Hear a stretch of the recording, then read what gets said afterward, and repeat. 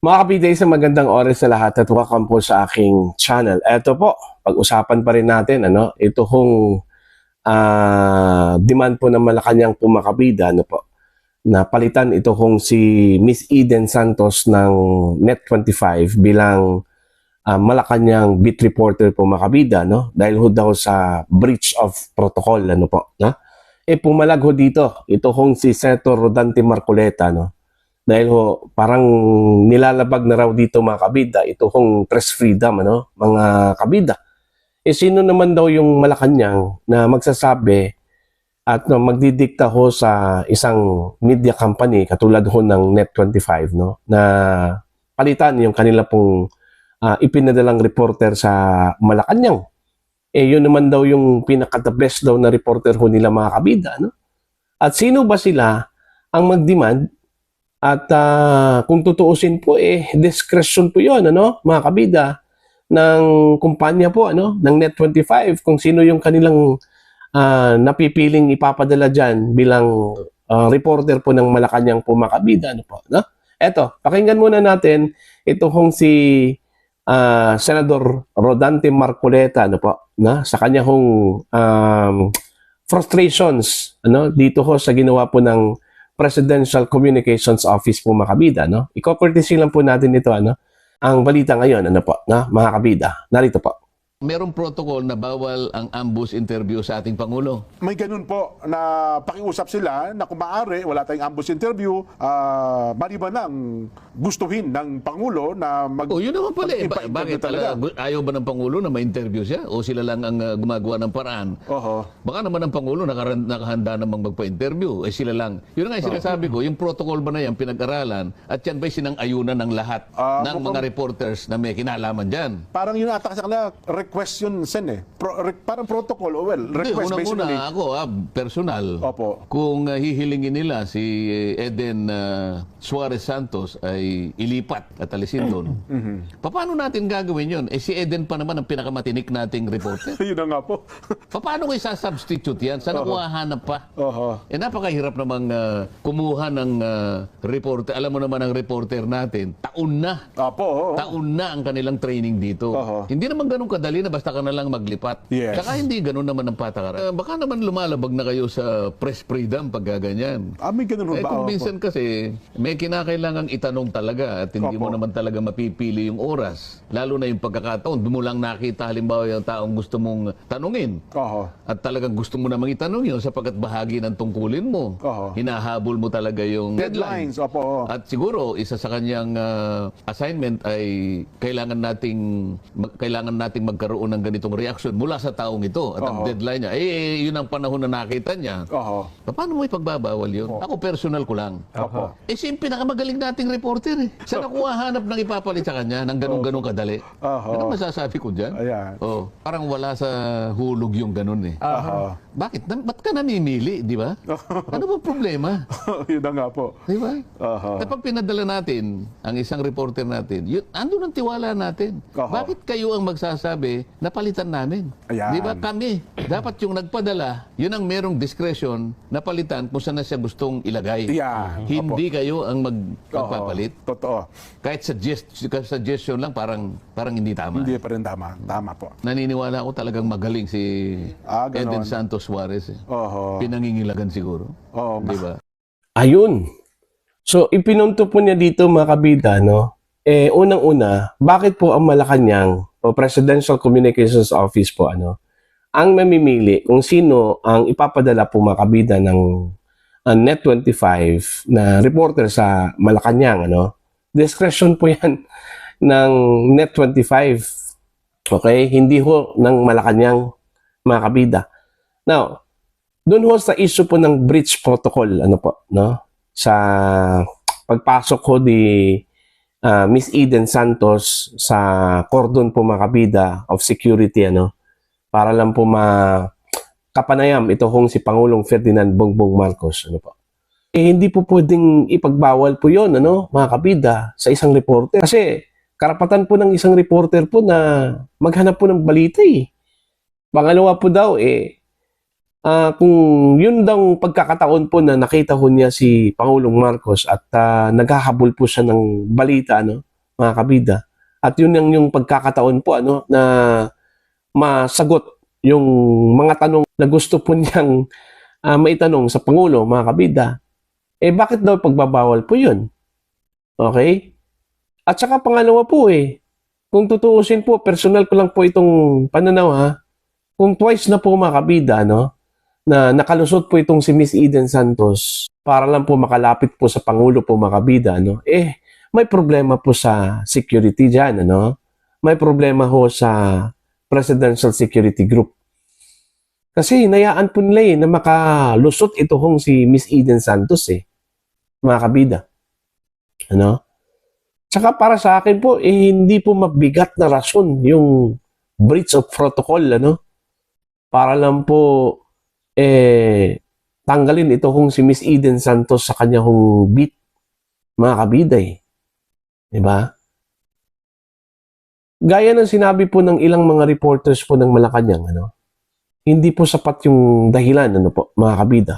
Unless kung pinag-iinitan ka po, halatang-halata naman po na parang naiinis na po ito hong Presidential Communications Office po, lalong-lalo na po ito hong si Attorney Claire Castro po mga kabida, dito ho kay Miss Eden Santos Kasi yun nga may mga pagkakataon po mga kabida na nako-corner po ni Miss Eden Santos ito hong si Yusek Claire Castro po sa mga tanong po, mga kabida. Minsan hindi ho makasagot, mga kabida, Katulad na lang po doon ho sa latest na tanungan po, ni Miss Eden Santos, mga kabida, patungkol ho sa pagbida ho ni Undersecretary Castro po, mga kabida, sa accomplishments ng Marcos administration. At isa po doon ho sa mga accomplishments daw ay ito hong anti-illegal drug campaign ng Marcos administration, kung saan po ang dami hong mga binigay na mga figures ito hong si Undersecretary Castro. At kabilang na po dito mga kabida ito hong mga barangays, mga kabida, sa Pilipinas na dineklarang drug-free, mga kabida, at maging ito hong pagpapatayo ng mga reformation center, ng Pangulong Ferdinand Marcos, mga kabida, kaugnay ho sa mga drug dependents. Okay? Tinanong po ni Miss Eden Santos, mga kabida, kung ano-ano po itong mga barangay na ito. Kahit lang po, ilan lang po sanang banggitin, ni Undersecretary Castro, hindi ho niya nabanggit kasi wala ho siyang datos. Hindi ho kompleto yung kanya hong impormasyon, mga kabida. Kaya siguro napahiya ito hong si Yusek Castro, doon ho sa tanong po ni Miss Eden Santos. Kasi timely kasi di ba? Day after na naitanong po, mga kabida, yung about sa barangay na sinasabi ho nilang drug-free, mga kabida, At yun din yung pagkakataon na nagpadala ho sila ng sulat, doon po sa Net25 management po, mga kabida.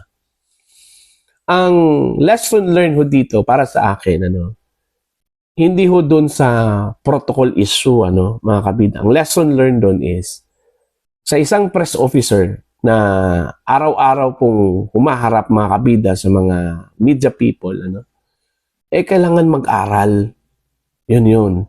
Pag-aralan yung mga impormasyon na nakuha po niya at ibinabato po niya doon ho sa mga reporters ng Malacanang Press Corps, mga kabida.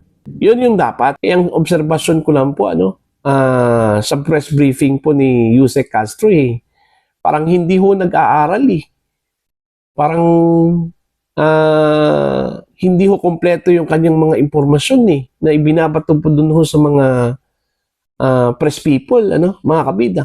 Kaya nga, may mga tanong yung mga taga-press na hindi ho nasasagot, mga kabida. Kasi kulang-kulang yung impormasyon.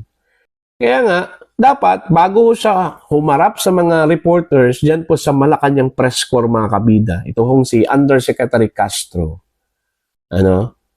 dapat, in-anticipate na po ni Yusek Castro yung mga possible questions.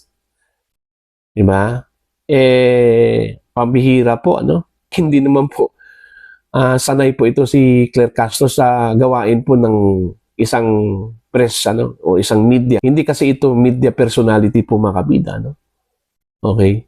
Hindi sanay magtanong, Although isang abogado, pero iba kasi yung journalistic style ng mga tanong, kaysa estilo po ng abogado po mga kabida, no? Okay? So, yun. Marami hong naniniwala po mga kabida, Hindi lang po itong si